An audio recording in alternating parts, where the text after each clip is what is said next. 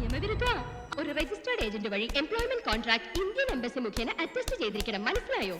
ഒരു കോപ്പലെ പരസ്യം. ടോമിച്ചനാ ഫോൺ. ആരാ? ഹലോ. റഹിമേ, കാര്യങ്ങളൊക്കെ നടന്നു വരുന്നേ ഉള്ളൂ. ഒന്നും ഉറപ്പ് പറയാനായിട്ടില്ല. ഇവിടെ ഫ്ലാറ്റൊക്കെ കാലിയായി കിടക്കുക. തൽക്കാലം 4-5 പേരെ കയറ്റിവിട്, അല്ലെങ്കിൽ നമ്മുടെ കമ്പനി ഈ 1-2 പെണ്ണുങ്ങൾ ശരിയായി വന്നതാ, അവസാനം വെച്ച് മാറിപ്പോയി. പിന്നെ ഞാനൊരുത്തനെ പറഞ്ഞു വിട്ടിട്ടുണ്ട്. ആ, രാത്രി എൻ്റെ മൊബൈലിലേക്ക് വിളിക്കും, നമുക്ക് വിശദമായിട്ട് സംസാരിക്കാം. ഓക്കെ.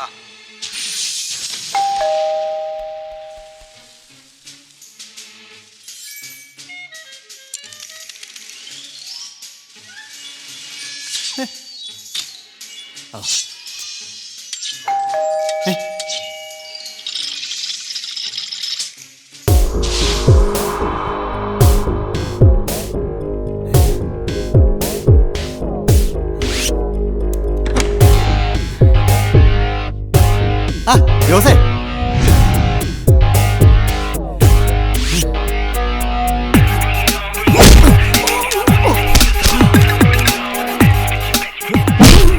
എന്റെ വീട്ടിൽ കയറി വന്ന് തരവഴി കാണിക്കും അല്ലടാ.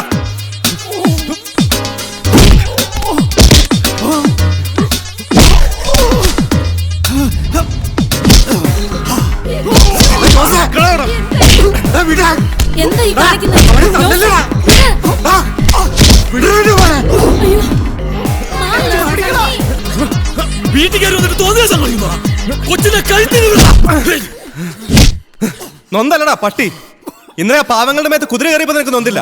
പട്ടിണിയാണെങ്കിലും മാനക്കേട് എല്ലാവർക്കും ഉണ്ടടാ. കളവാ, നീ നിലത്ത് കുത്തിപ്പിടിച്ചോണ്ട് നടന്നാ മതി, എന്റെ പുറത്ത് തോങ്ങല്ലേ.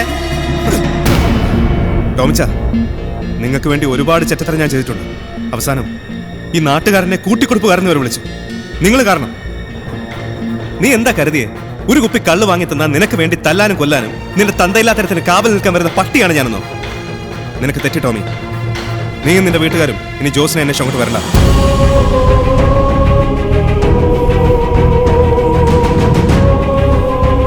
ഇതവന്റെ ഒടുക്കത്തെ കളിയാ. ഇനി അവൻ പുറലോകം കാണത്തില്ല. ഓ, നമ്മളെ കൊണ്ടൊന്നും നടക്കത്തില്ലേ പോലീസിനെ.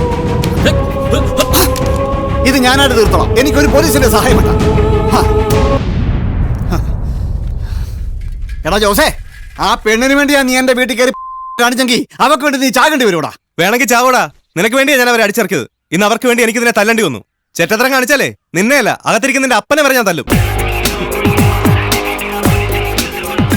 കാണാവടാ, നീ വരല്ലെണ്ണിക്കോ നിന്റെ ദിവസം. ഞാൻ എണ്ണി കാത്തിരുന്നോളാം. നീ വന്നാ മതി, ആണുങ്ങളെ പോലെ.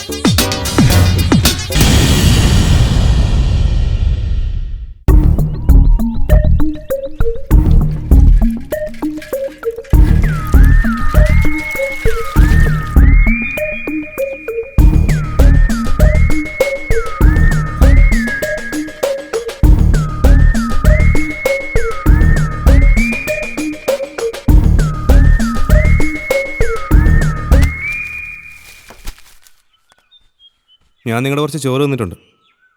വിശന്നിട്ടൊന്നുമല്ല, തന്നപ്പോൾ അങ്ങ് തിന്നേ ഉള്ളൂ. ഇതതിന് പകരമായിട്ട് കൂട്ടിയാൽ മതി. എനിക്ക് ആരുടെയും ചക്കാത്തൊന്നും വേണം. നിങ്ങൾക്കുണ്ടായ മാനക്കേടിന് പകരം തരാൻ എൻ്റെ കയ്യിലൊന്നുമില്ല.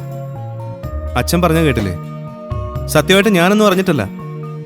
ജോസ് ചാണ്ടിയുടെ മകനാ. തന്തയില്ലാത്തരം കാണിക്കത്തില്ല.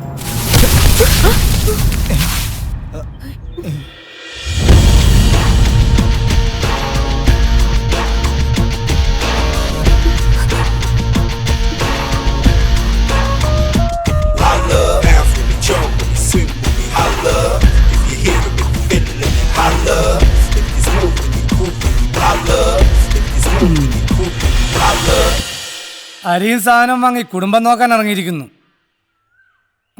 കൊള്ള.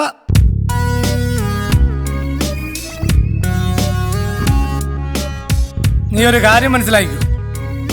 ഇതെന്റെ ഭാര്യ, ഇതെന്റെ ഭാര്യയുടെ അനിയത്തി, ഇങ്ങേരന്റെ അമ്മായിയപ്പൻ. ഇവരെ കൂട്ടിക്കൊണ്ടുപോകാൻ വന്നതാ ഞാൻ.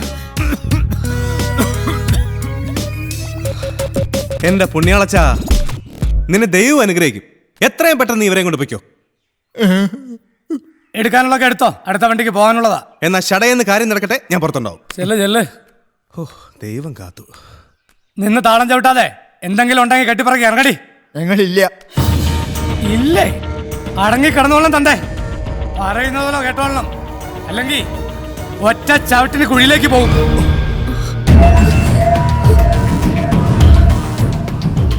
എന്നെ ഒഴിവാക്കാനായിട്ട് നീ വക്കീൽ നോട്ടീസ് അയക്കും.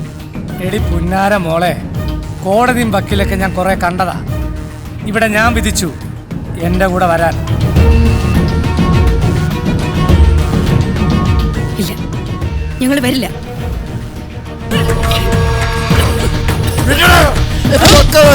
എന്റെ നേരെ കത്തി കിളവാ.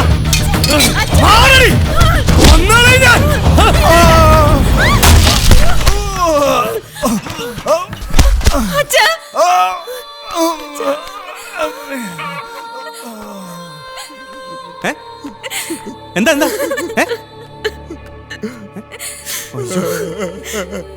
സ്വന്തം അപ്പന്റെ പ്രായമുള്ള ഈ പാവത്തിനോട് ഈ പണി ചെയ്യാവോ? തൽക്കാലം അവർ വരുന്നില്ല എന്ന് പറഞ്ഞല്ലോ. ഇനി ഇവരുടെ മനസ്സൊക്കെ ഒന്ന് മാറി നിന്റെ കൂടെ വരാൻ പരുവാകുമ്പോ നീ ഒന്ന് കൂട്ടിക്കൊണ്ട് പൊക്കോ. ഈ ആറുമുഖത്തിനോട് അത് പറയാൻ നീ ആരടാ? നിന്റെ തന്ത 16 മുഖൻ.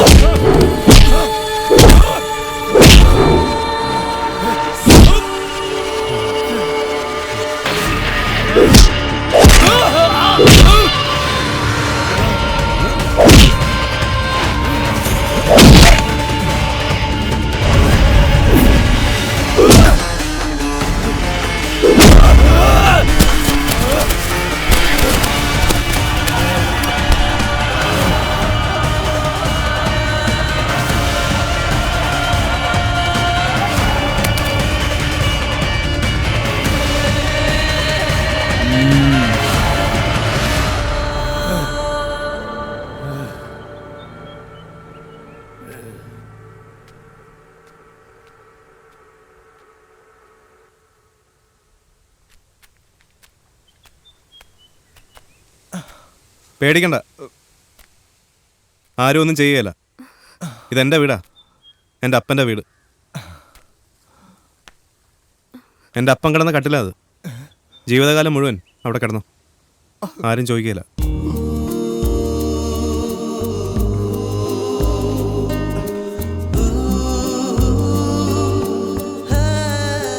കൺമുന്നിൽ വെച്ച് സ്വന്തം മക്കൾ അപമാനിക്കപ്പെടുമ്പോഴുള്ള അപ്പൻ്റെ വേദന വലിയ വിവരമൊന്നുമില്ലെങ്കിലും എനിക്കത് മനസ്സിലാവും.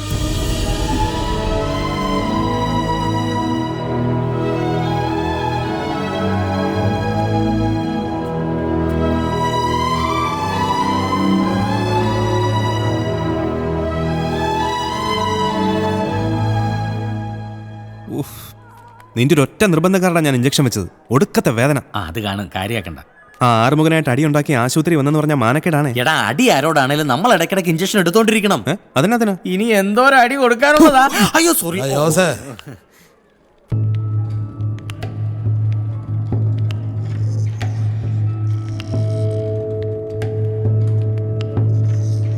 നീ ഇങ്ങോട്ട് പോന്നിട്ടുണ്ടെന്ന് അറിഞ്ഞോ? എന്താ അവിടെ സംഭവിച്ചത്? ആ സുമിത്രയുടെ ഭർത്താവ് വന്ന് അവരെ കൊണ്ടുപോകാൻ നോക്കി. ഞാൻ സമ്മതിച്ചില്ല.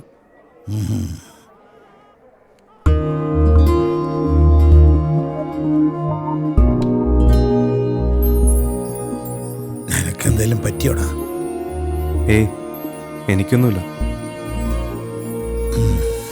അന്ന് ഞാൻ കാര്യം അറിയാൻ എന്തൊക്കെയോ പറഞ്ഞു. നിനക്ക് വിഷമായോ? ഓ, എനിക്കങ്ങനൊന്നുമില്ല ചോ. ആ ദേഷ്യത്തിന് ഞാൻ പോയി ടോമിക്കിട്ട് 4 എണ്ണം പൊട്ടിച്ചു. അതോടെ എൻ്റെ കലിപ്പ് തീർന്നു. ഇനി അച്ഛൻ എന്തേലും പറഞ്ഞാൽ ഞാൻ പോയി അവനിട്ട് 4 എണ്ണം കൂടെ പൊട്ടിക്കും. സൂക്ഷിക്കണം, അവന് മൂർഖന്റെ സ്വഭാവ. മൂർഖനെ പിടിക്കുന്ന എനിക്കിഷ്ടം. പിന്നെ